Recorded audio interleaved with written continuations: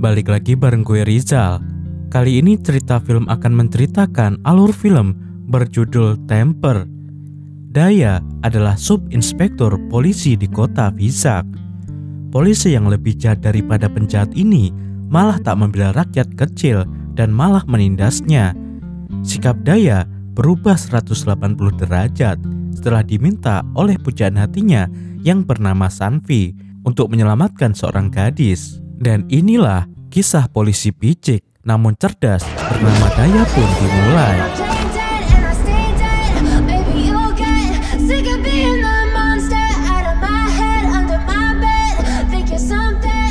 Di kantor polisi Hyderabad, polisi memukul seorang anak kecil bernama Daya Sangkar karena mencuri. Daya sudah terbiasa dipukul. Dia menyebut nama bosnya Johnny Bay agar ditakuti. Tapi sama sekali tidak mempan. Ketika Johnny Bay datang, polisi memukulnya juga. Johnny sama sekali tidak ditakuti. Polisi berhenti memukul Johnny setelah disogok dengan uang. Daya kemudian dibiarkan pergi. Dia sangat kecewa dengan bosnya yang tidak berani melawan. Johnny beralasan tidak bisa membalas karena yang memukulnya adalah seorang polisi. Menurut Daya, dirinya dan polisi tidak ada bedanya karena sama-sama mencuri. Kita mencuri uang dari orang, polisi mencuri uang dari kita. Apa bedanya? Ujar Daya. Johnny menjelaskan jika perbedaan mereka adalah seragamnya. Jika seseorang menggunakan seragam polisi, bebas melakukan apa saja. Sejak saat itu, Daya bercita-cita menjadi polisi. Inspirasinya adalah para koruptor. Daya membeli ijazah agar bisa masuk ke kepolisian. Polis! Bertahun-tahun kemudian, Daya telah menjadi subinspektur polisi gagah perkasa di Hyderabad. Dia mengejar seseorang yang baru selesai membunuh. Namun orang itu tidak ditangkap. Korban pembunuhan adalah Suri, adik geng Sarmada. Otak Daya berputar cepat untuk menjadikannya uang. Daya menelepon gangster saingan Mandap Sakil yang sejak lama ingin membunuh Suri. Daya mengaku akan membunuh Suri. Sebagai imbalannya, Daya diberikan uang 10 lakh. Setelah kematian Suri diberitakan media. Mantan bosnya Johnny Bay berperan mengambil uang. Daya kemudian pergi ke rumah Sakil sebagai polisi. Sakil ingin ditangkap karena dianggap terlibat pembunuhan Suri. Buktinya Sakil melakukan komunikasi dengan pembunuh Suri. Sakil jadi terjebak sebanyak 25 lakh diberikan kepada Daya agar tidak ditangkap. Daya memang sangat cerdas kalau soal uang. 30 lakh atau sekitar 500 juta bisa dia dapatkan hanya dari Sakil. Tidak berhenti sampai di situ, Mandap yang sedang berduka atas kematian adiknya ditemui juga. Daya menunjukkan foto pembunuhan Suri. Mandap memberikan Daya 20 lakh agar dibiarkan balas dendam tanpa campur tangan polisi. Daya benar-benar polisi licik, picik, tengik namun cerdik. Hanya dalam sehari dia bisa mendapatkan uang 50 lakh atau sekitar 900 juta rupiah. Kehebatan, kelicikan dan jahatnya Daya membuatnya disukai oleh mafia yang ada di kota Vizag. Daya dimutasi oleh Mendagri untuk bekerja di Vizag saja. Baru-baru ini, Kepolisian Vizag menangkap 4 orang penjahat dalam kasus penyelundupan. Mereka adik mafia yang bernama Walter Vasu. Vasu yang meminta Mendagri untuk mengganti SI atau subinspektur di sana. Vasu menginginkan SI yang tidak bermoral, tidak jujur, dan mau patuh. Polisi itu harus lebih buruk dari dirinya. Tidak ada polisi lain yang lebih jahat dibandingkan penjahat kecuali Daya. Itulah alasan Daya ditarik ke Vizag.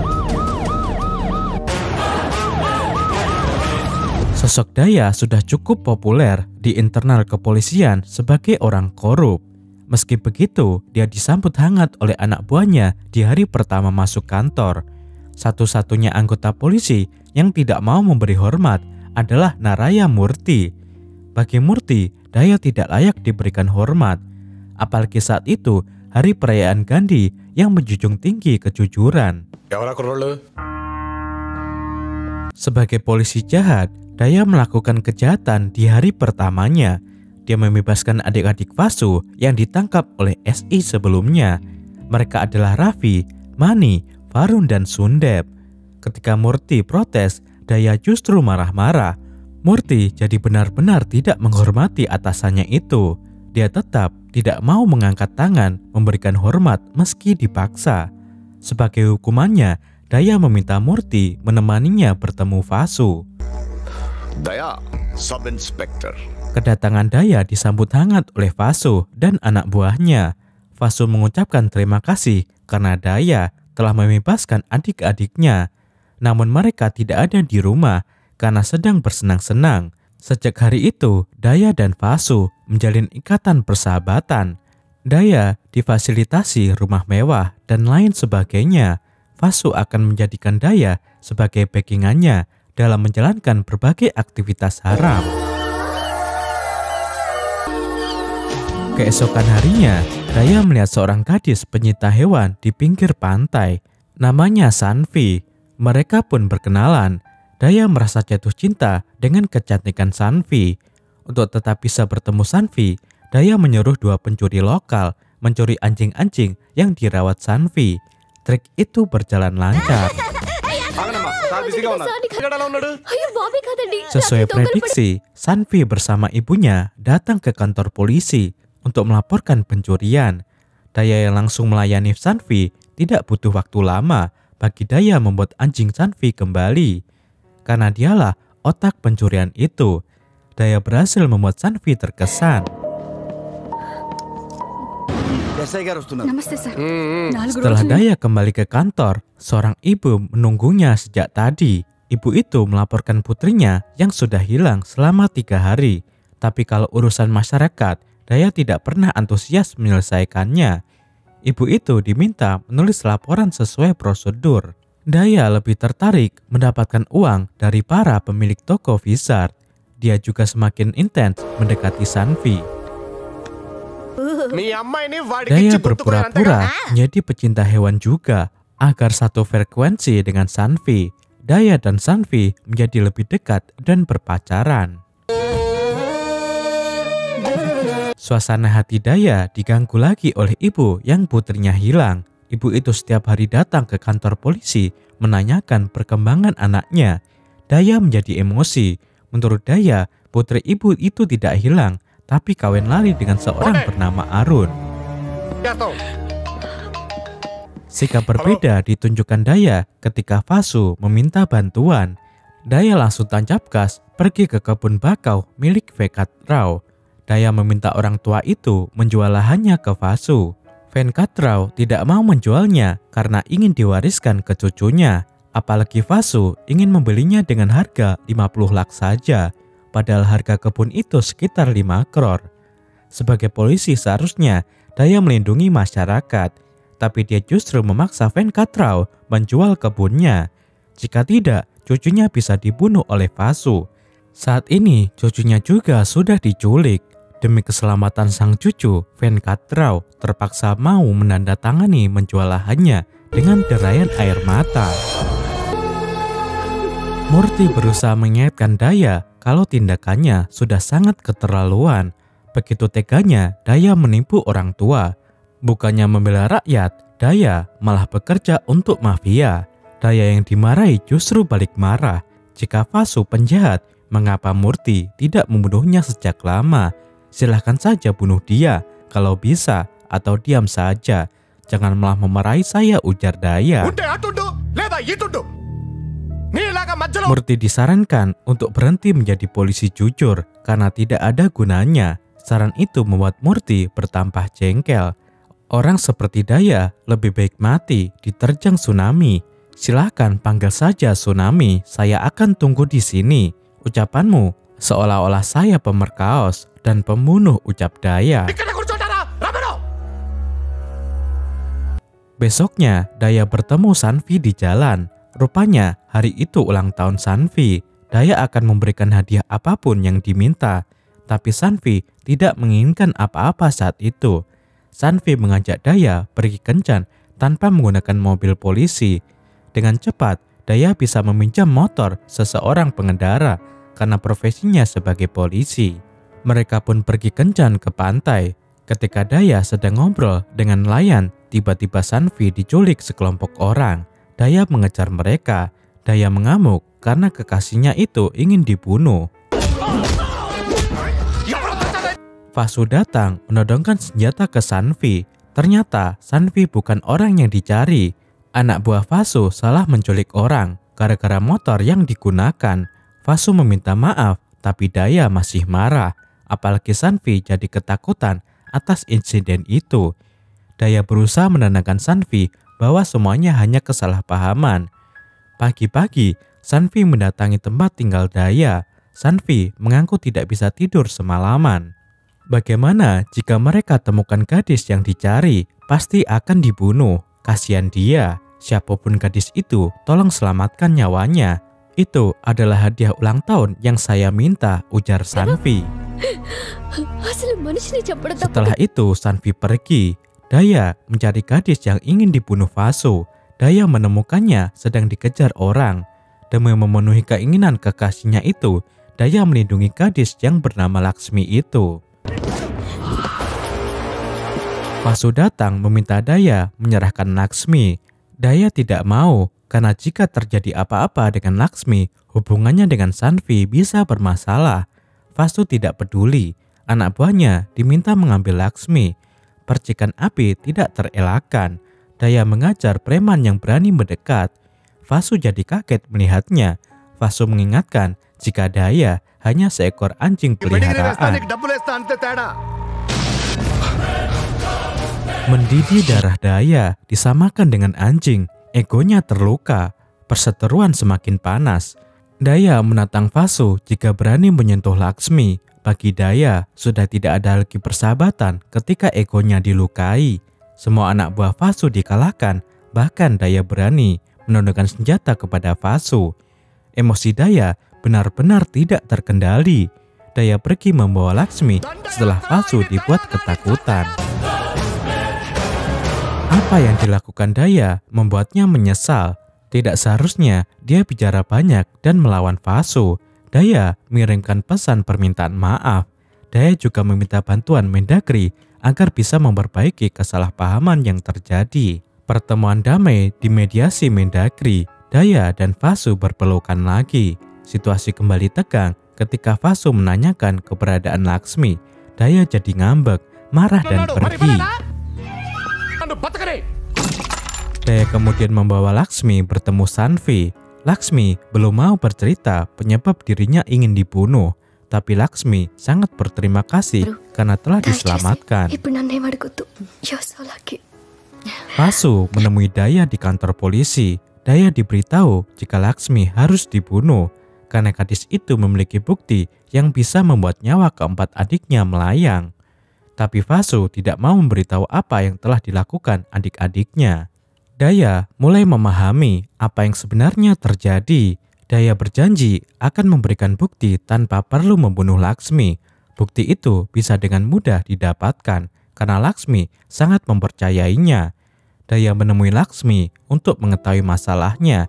Laksmi bercerita dia bekerja di New York. Laksmi pulang ke India untuk bertemu ibu dan adiknya Depti.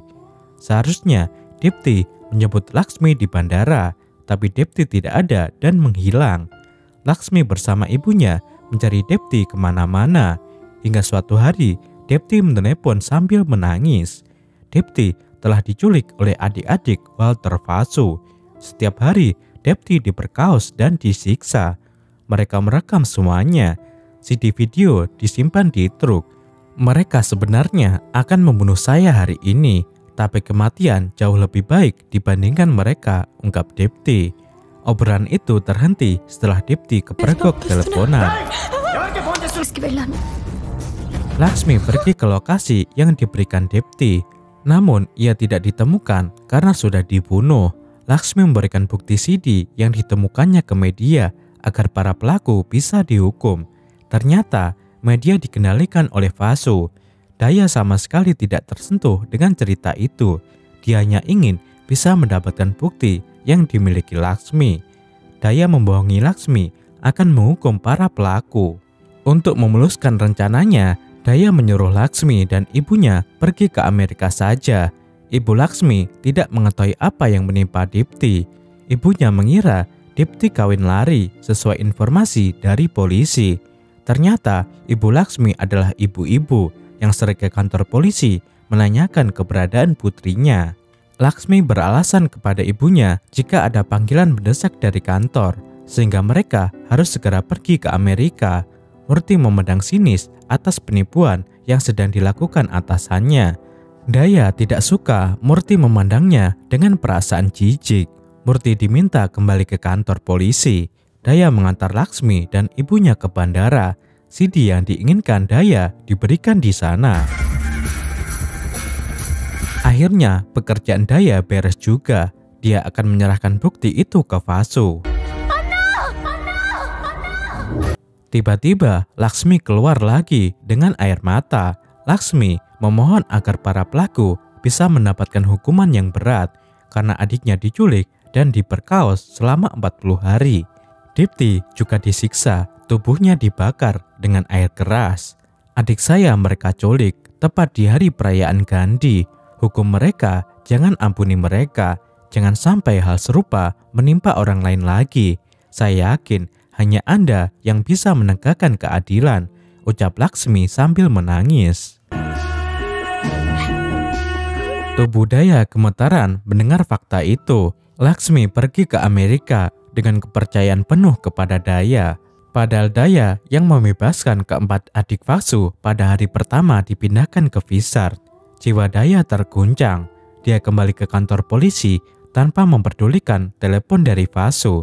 Daya merasa orang paling bersalah atas nasib tragis yang dialami Dipti.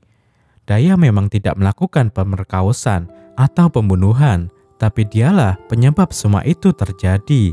Daya merenungi semua yang telah dilakukannya. Murti sampai heran dengan tingkah Daya. CD juga dibawa ke kantor polisi, bukan diserahkan kepada Vasu. Mata Daya juga menunjukkan kesedihan yang teramat dalam. Apa yang terjadi, Pak? Kenapa menangis? Tanya Murti. Daya mengaku tidak apa-apa, tapi Murti yakin sesuatu telah terjadi. Baru kali ini Daya menangis. Daya terlihat sudah berubah. Ucapan Murti membuat Daya kesal. Daya memastikan dirinya masih penjahat yang sama. Tidak ada perubahan apapun. Murti sangat yakin Daya tidak lagi seperti dulu. Daya jadi hilang kendali dan menodongkan pistol. Kutembak kau, Pak Murti. Jangan buat saya marah. Saya mengampunimu karena kau punya anak istri, ucap Daya. Murti garah. Murti sama sekali tidak menunjukkan ketakutan. Murti justru gembira karena baru kali ini Daya memanggilnya dengan sebutan Pak Murti. Baru kali ini juga Daya memikirkan keluarga orang lain. Murti bahagia melihat perubahan atasannya. Anak buah Vasu datang ke kantor polisi karena Daya tidak bisa dihubungi. Kedatangan mereka akan membuktikan apakah Daya telah berubah atau tidak. Murti mempersilahkan anak buah Vasu mengambil CD yang ada di Daya. Ternyata Daya benar-benar telah berubah. Anak buah Vasu yang akan mengambil CD dipukul. Melihat itu, untuk pertama kalinya Murti mengangkat tangan memberi hormat kepada Subinspektur Daya. Jika polisi hebat seperti Daya menjadi orang baik, maka kejahatan di dunia ini akan sirna. Pukulan Daya bisa membuat orang langsung ambruk. Tendangannya membuat orang sekarat. Daya seperti telah dilahirkan kembali. Dia akan menjadi polisi kebanggaan India.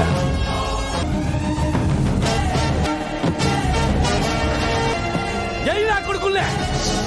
Mahal. Subinspektur Daya.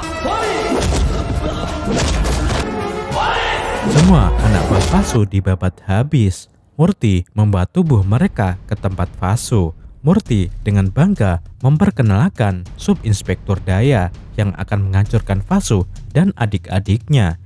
Vasu memarahi Mendagri yang telah membawa Daya ke Visar. Mendagri tidak ingin disalahkan. Vasu sendiri yang meminta agar dibawakan polisi jahat.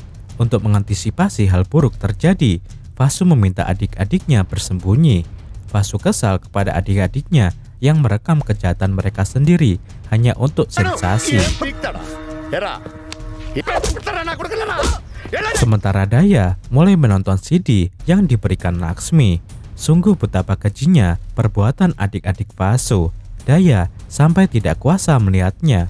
Saat itu juga Daya memimpin penangkapan. Polisi mencari adik-adik Vasu ke berbagai tempat, namun tak kunjung ditemukan. Daya justru melihat Venkatrao yang meratapi lahannya dikuasai anak buah Vasu. Daya menyadari kesalahan besar yang telah dia lakukan. Seharusnya polisi melindungi hak masyarakat, tapi Daya justru membantu kepentingan penjahat. Daya berjanji akan mengembalikan kebun bakau itu jika Venkatrao mau menamparnya sebagai hukuman. Setelah ditampar, Daya mengusir para preman. Lahan itu harus dikembalikan lagi atas nama Venkatrao. Daya kembali fokus menangani kasus Depti. Mayat Depti ditemukan di sekitar pantai. Kondisinya sangat memilukan hati. Dokter yang melakukan visum sampai tidak tega mengungkapkannya kepada publik. Kepada media, Daya secara terang-terangan mengungkap jika pelakunya adalah Raffi, Mani, Varum, dan Sundep. Mereka adik kandung Walter Vasu. Masyarakat merespon keras kasus yang menimpa Depti. Ujuk rasa yang terjadi di mana-mana menuntut pelaku dihukum berat. Kasus itu menjadi pembicaraan seluruh negeri. Kepolisian mengumumkan akan memberikan imbalan 5 lakh bagi siapapun yang bisa memberikan informasi tentang keberadaan para pelaku. Seorang nelayan memberitahu Daya lokasi mereka di tengah laut. Tidak butuh waktu lama, Daya menangkap keempat adik Vasu menggunakan helikopter. Kasus Depti masuk persidangan. Anehnya, CD yang menjadi bukti ternyata kosong saat diputar di persidangan. Masyarakat menyalahkan polisi karena dianggap telah menjual bukti. Padahal fakta yang sebenarnya, Vasu telah menyuap pengacara agar bukti dihilangkan. Bukti untuk menjerat pelaku sudah tidak ada. Hakim memutuskan 4 terdakwa tidak bersalah. Tapi sebelum palu diketuk, Subinspektur Daya angkat bicara. Daya mengaku memiliki bukti lain dan siap ditunjukkan besok hari. Akhirnya, hakim menunda sidang untuk dilanjutkan keesokan harinya. One day extension granted. The court is adjourned. Sebenarnya, Daya tidak memiliki bukti apapun. Dia terpaksa berbohong agar pelaku tidak dibebaskan. Andaikan saja Daya masih seperti dulu, dia tidak akan percaya begitu saja kepada pengacara. Daya jadi bingung sendiri apa yang harus dilakukan. Daya berpikir keras bagaimana cara menghadapi hari esok. Dia minum sampai teler sepanjang malam. Vasu menghubunginya ingin membeli bukti yang dimiliki Daya. Daya menolak itu. Vasu jadi berubah pikiran dan ingin membunuh Daya. Ancaman itu tidak membuat Daya gentar. Dia mempersilahkan Vasu datang. Banyak anak buah Vasu datang dengan membawa kayu. Untungnya, meski dalam kondisi mabuk berat, Daya masih bisa menghadapi para kecomot itu. Pagi sudah tiba. Daya terus berpikir apa yang seharusnya dilakukan agar para pelaku dihukum. Sementara semua orang sudah menunggu bukti yang akan ditunjukkan Daya. Sebelum masuk persidangan, Daya memeluk kekasihnya Sanvi. Suasana persidangan langsung tegang sejak awal. Hakim menanyakan bukti yang dibawa Daya. Sungguh tidak pernah terbayangkan Subinspektur Daya menyebut dirinya sebagai bukti yang dimaksud. Daya telah menyaksikan langsung pemerkosaan dan pembunuhan terhadap Depti. Pelakunya ada 5 orang yang mulia. Orang kelima itu adalah saya. Kami menculik dan menyiksa Depti. Kami menusuk jarum dan pisau ke tubuh Depti. Bukan sehari atau 2 hari, Kami telah menunjukkan Raka selama 40 hari. Kami mau memperkaos Depti sampai dia sendiri yang merayu agar dibunuh. Kami memang penjahat yang kejam, ucap Daya. Order. Pengakuan Daya tentu saja mengejutkan semua orang. Vasu dan adik-adiknya berteriak menyambut Daya berbohong. Saya menyesali apa yang sudah saya lakukan. Kami memang telah melakukan kejahatan kepada Depti. Jangan ampuni kami, ujar Daya. Sanvi hanya bisa menangis mendengar pengakuan Daya. Sanvi sangat mengetahui kekasihnya itu rela berbohong, mengorbankan diri agar pelaku tidak dibebaskan. Untuk memprovokasi hakim, Daya juga menyebut target mereka sebenarnya Sandia, cucu hakim sendiri. Tapi karena Sandia tidak muncul saat itu, Depti yang menjadi penggantinya. Daya mengaku sebelumnya tidak takut melakukan semua kejahatan. Hukuman terberat paling-paling penjara seumur hidup, itu pun masih bisa banding. Daya juga menantang hakim jika berani menjatuhi mereka hukuman mati. Daya mengaku tidak takut, apalagi saat ini ada 52 narapidana yang terus ditunda eksekusi mati. Giliran mereka bisa 25 tahun lagi. Pak, saya sudah berani mengakui kesalahan. Sekarang apa berani berikan hukuman mati besok pagi kepada kami? Tantang Daya. Sungguh, Sanvi tak kuasa melihat pengorbanan Daya. Berbeda halnya dengan hakim yang merasa ditantang. Meski adik-adik Vasu menolak kesaksian Daya, hakim memutuskan agar 5 orang pelaku dihukum gantung dalam waktu 24 jam. Daya bahagia mendengar keputusan hakim, padahal dia akan dihukum gantung. Tapi setidaknya itulah yang bisa dilakukan Daya untuk menebus semua dosa-dosanya. Sanvi memeluk Daya serat-eratnya sebelum dibawa ke penjara. Sandi tidak ingin kehilangan Daya. Tangisan itu hanya dijawab dengan senyuman. Nama Daya sudah hancur. Seorang dokter menampar Daya karena gregetan. Sanvi berusaha melindungi Daya. Murti tidak kuasa melihat Daya diborgol dan akan dihukum mati atas kesalahan yang tidak pernah dia lakukan. Di dalam penjara, Daya dan adik-adik Vasu menunggu kematiannya. Daya begitu santai, bahkan memesan menu makanan kesukaan Sanvi. Berbeda halnya dengan adik-adik Vasu. Mereka marah ditawari makanan menjelang ajalnya. Waktu hukuman gantung tiba, Daya dan lainnya dibawa ke tempat eksekusi. Laksmi yang ada di Amerika sangat kaget menonton berita di televisi jika Daya juga akan dihukum gantung.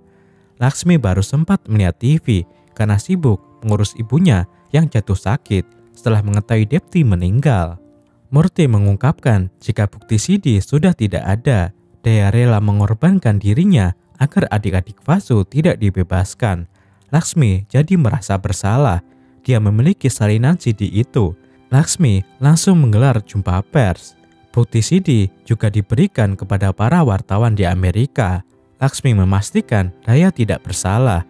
Daripada Daya ikut dihukum mati, Laksmi lebih rela para pelaku dibebaskan. Akhirnya, hukuman gantung untuk Daya dibatalkan.